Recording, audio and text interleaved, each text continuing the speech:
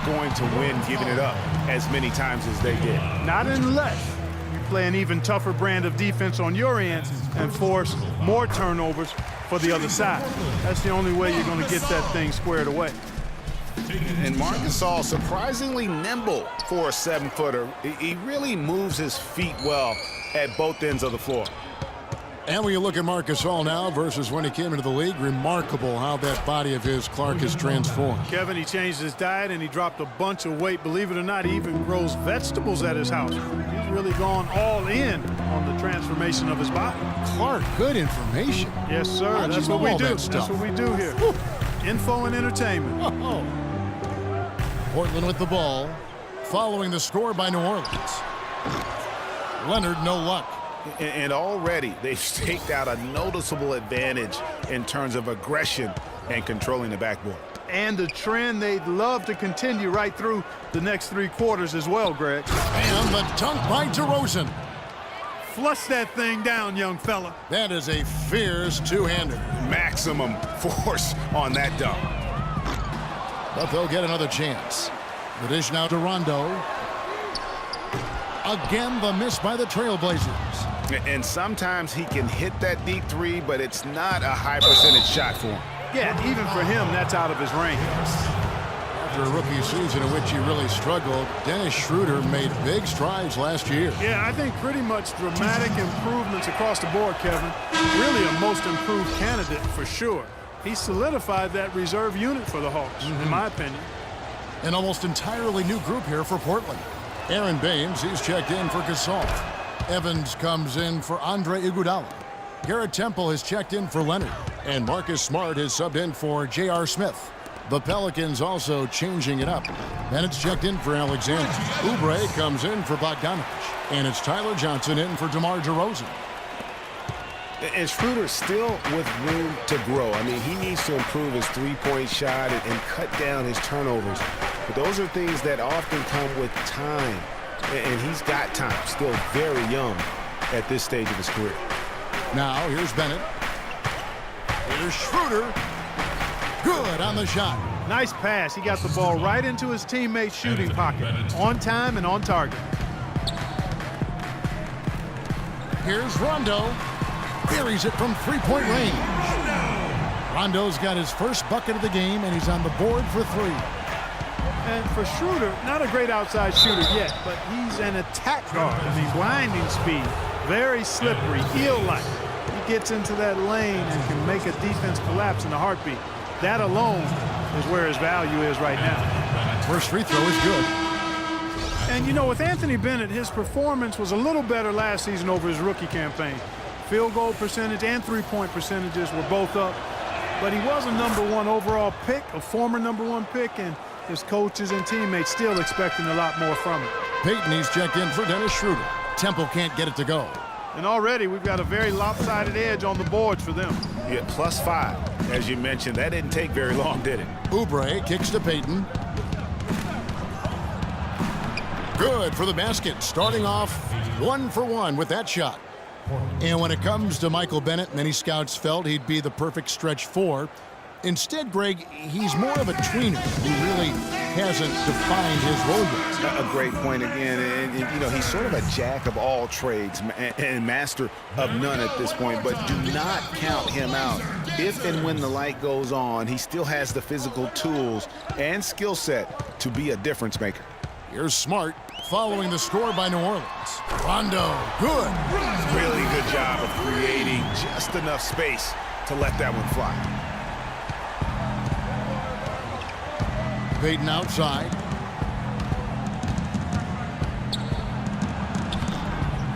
And another shot. Rebound by the Trailblazers. And they were able to take the season series in that matchup last year, but overall, 2 teams that were very similar in the standing. Yeah, they were able to make the plays to come out on top, but it really could have gone either way, and you could say the same for tonight's game. And here is Peyton. Rajon Rondo getting it to go from deep. The shot and game clock separated by 4. Peyton outside. There's the screen. Kicks to Vucevic. That's in, coming off an assist from Peyton. The screenplay worked ideally there, and I'm not talking about the screenplay you see in a movie theater. Gave him more than enough room to get that shot off. Here's Rondo. No good on the buzzer beater. And that concludes a back-and-forth, high-scoring first quarter of play. The Pelicans on top, leading by just one. And the second quarter will be on the way when we come back.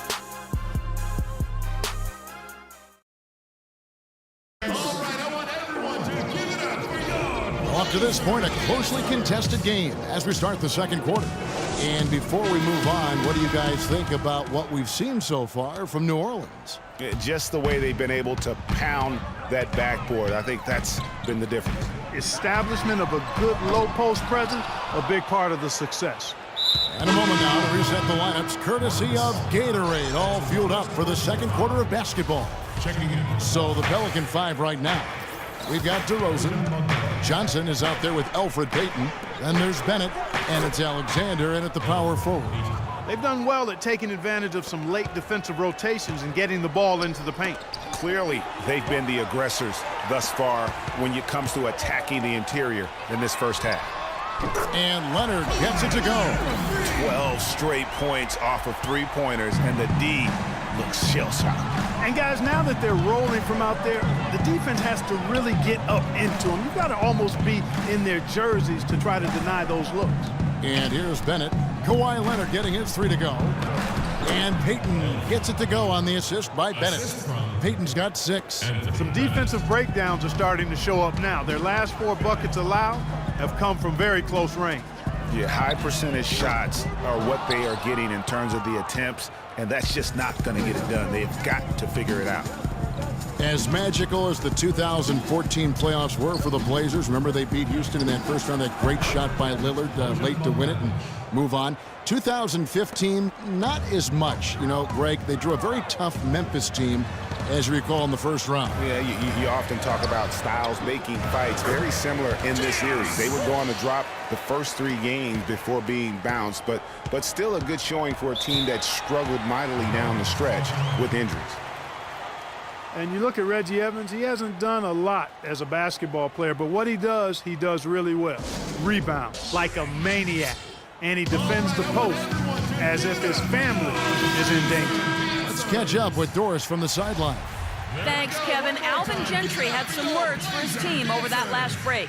He made it clear that their offense needed to run through DeRozan. Coach reminded his guys that he is the centerpiece of their offense, and he's the one they want with the most freedom to operate.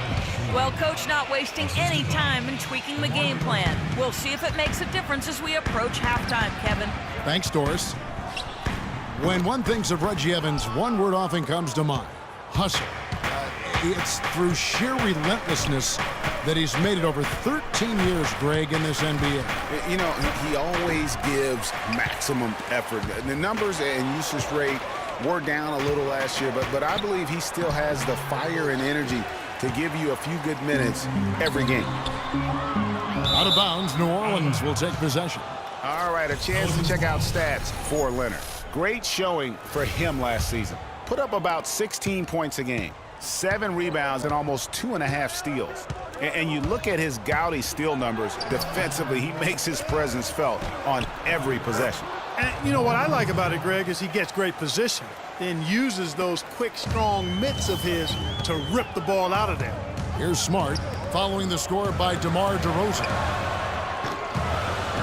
Portland again missing. Solid job by them on the glass here tonight. +8 in rebound.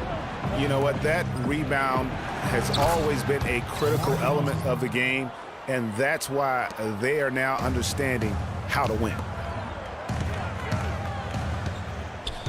A 3 from Leonard. And it's out of bounds, and they say it was last touched by Leonard. With this stoppage in play, we have a chance now to show you which teams led the league in three-point percentage last year. The Pelicans 4th. Their long-range shooting last year was nothing short of spectacular. I mean, they were absolutely unconscious from the three-point line.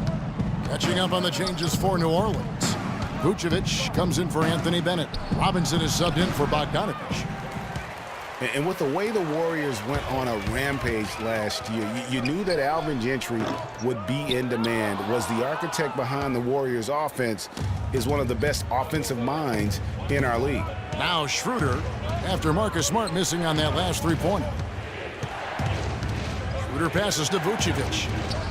And the lead now, double digits on that bucket. Vucevic has got his second bucket of the game to go. Boy, such outstanding patience and decision-making for them offensively. Absolutely. Their ball movement has been outstanding, and they're piling up the assists. Time called here. The Blazers decide to talk it over.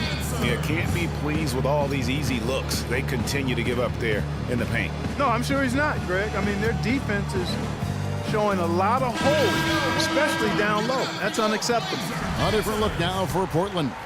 Curry's checked in for Smart. Rajon Rondo is subbed in for Smith. Oubre's checked in for New Orleans. Johnson comes in for DeMar DeRozan. Now here's Curry. Leonard dishes to Curry. Portland again missing. The edge on the glass is the difference. It's allowed them to build this lead. And really a reflection of their superior effort level to this point. It seems to me they've gone after this win a little bit more. Rondo against Johnson. Shot to stop the drought. Portland no good that time either. Yeah, the offense seems completely in disarray. Exactly. But at the other end, it's one bucket after the other. This run is getting out of hand right now. Now here's Schroeder. The 12-point lead, their biggest of the game. It seems that every pass they make is leading to a score here. I mean, that's just exquisite ball movement. And that's because the ball is looking for the best shot, and it's really paid off for them during the run. And fellas, in this quarter, he's improved on what was already a very good performance in period number one. Pass to Oubre.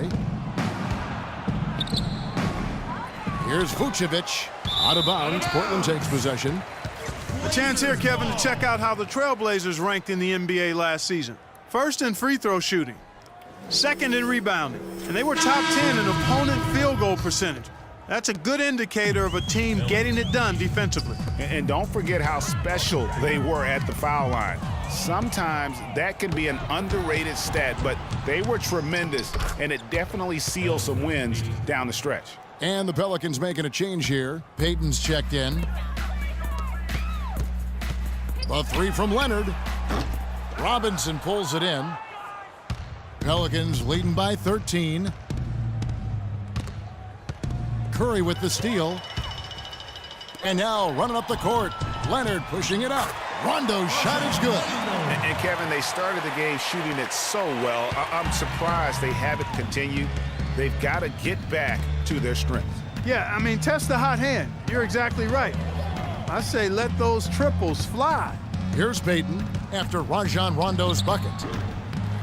Tries again. Misses in close. Well, he gets it in close, but you have to credit that stifling defense for forcing the miss. Exactly, Greg. I mean, defense like that really increases the degree of difficulty on that shot by a large amount. And that does it for the first half of play. Pelicans ahead as they end the second quarter.